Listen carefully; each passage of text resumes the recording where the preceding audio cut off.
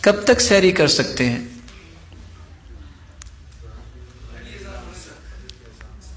پہلی اذان ہونے تک۔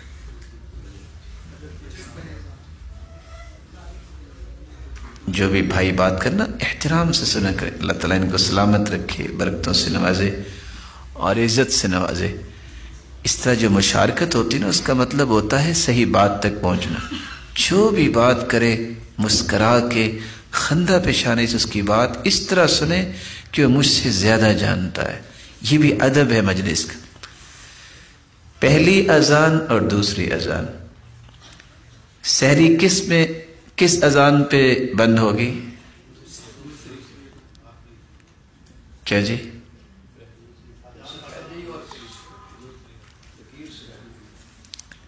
آپ نے کچھ فرمایا میرے محترم؟ کیسے آئے گی وہ؟ ٹارچ سے نظر آئے گی یا ڈیفیوز لائٹس استعمال کرنی پڑے گی؟ کون بتائے گا میرا اور پیارا بھائی؟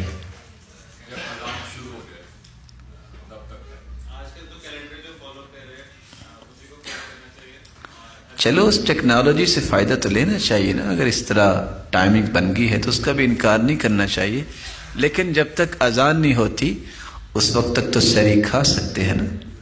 اور اذانیں دو ہوتی ہیں، پہلی بھی اور دوسری بھی۔ تو رسول اللہ صلی اللہ علیہ وسلم نے فرمایا تھا کہ جب اذان، آپ کے دو مؤذن تھے نا، عبداللہ ابن ام مکتوم اور بلال رضی اللہ تعالیٰ عنہ، تو آپ صلی اللہ علیہ وسلم نے کیا فرمایا تھا کہ جب عبداللہ بن مکتوم اذان کہے تو کھاتے پیتے رہا کرو، یہ تو اس لیے اذان دیتے ہیں لیوقظ النائم، کچھ سویا ہوا ہے تو بیدار ہو جائے، اور اس لیے اذان دیتے ہیں کوئی تہجد پڑھ رہا ہے تو اسے متنبہ کر دے کہ اب ٹائم تھوڑا رہ گیا ہے، اور جب بلال اذان دے تو تم سحری بند کر دیا کرو۔ تو پھر کون سی اذان پہ سحری بند ہوگی؟ دوسری۔ اچھا، اذان اللہ اکبر ہو تو چھوڑ دینا چاہیے؟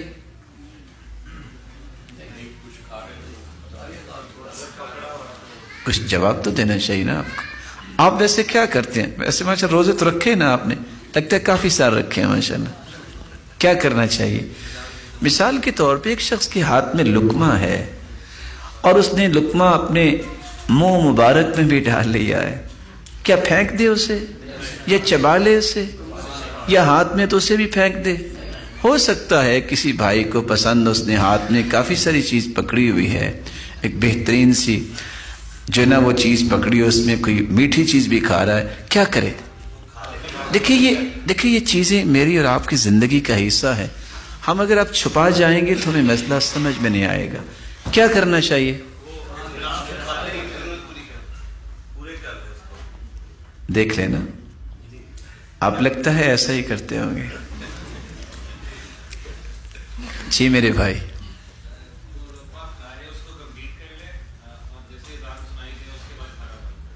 کھانا بند کر دیں۔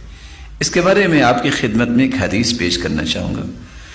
رسول اللہ صلی اللہ علیہ وآلہ وسلم کا فرمان ہے، صحیح الجامع میں 607، سلسلہ صحیحہ 1394، سیدنا ابو ہریرہ رضی اللہ تعالی عنہ سے مروی ہے، اذا سمع، الفاظ پہ غور کیجئے گا، اذا سمع احدکم النداء، جب تم میں سے کوئی شخص اذان سنے، والاناء علی یدہ، اور برتن اس کے ہاتھ پر ہے،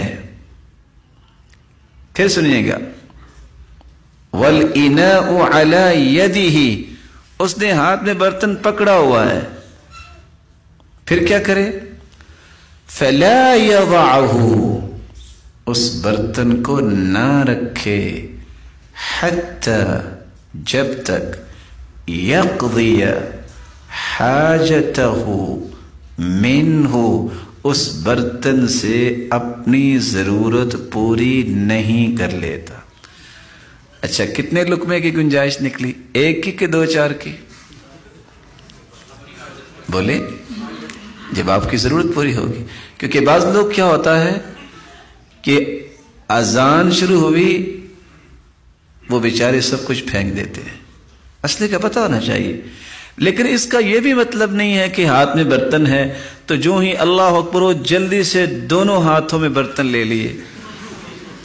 اب وہ رکھیں گے کیسے اور حاجت کیسے پوری کریں گے؟ اس کا یہ قطعاً مطلب نہیں ہے. حدیث کو حدیث کے معنی میں لیا جائے. جو آپ کی ضرورت ہے اس کو آپ پورا کر لیں. وہ ایک لقمہ بھی ہو سکتے ہیں, 2 لقمے بھی ہو سکتے ہیں, لیکن اس میں انسان کو غلط استعمال نہیں کرنا چاہیے. غلط استعمال کے پتہ ہے اس کو کہ اب یہ میرے ہاتھ میں تو ہے نہیں, اس کو ہاتھ میں لانے کی کوشش نہ کریں, اور نہ ہی لوگوں پہ اس طرح فتوے لگانے کی کوشش کریں کہ آپ نے چونکہ اذان ہوئی تو آپ یہ جو لقمہ کھا رہے تھے اس کو چبایا ہے نا, آپ کو تو روزہ ہوا ہی نہیں. اور بیچارے کتنے فون کرتے ہیں, آپ حیران ہوں گے.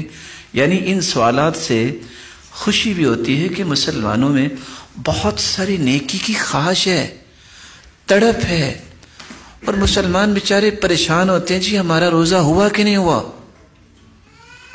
اس کا مطلب ہے کہ ان کو فکر ہے کہ ہمارا روزہ کہیں ضائع نہ ہو جائے, اور اس کو اپریشیٹ کرنا چاہیے کہ مسلمانوں کے اندر یہ جو تڑپ اللہ نے رکھی ہے یہ معمولی تڑپ نہیں. رب تعالیٰ ہر ایک کی عبادات کو قبول فرمائے.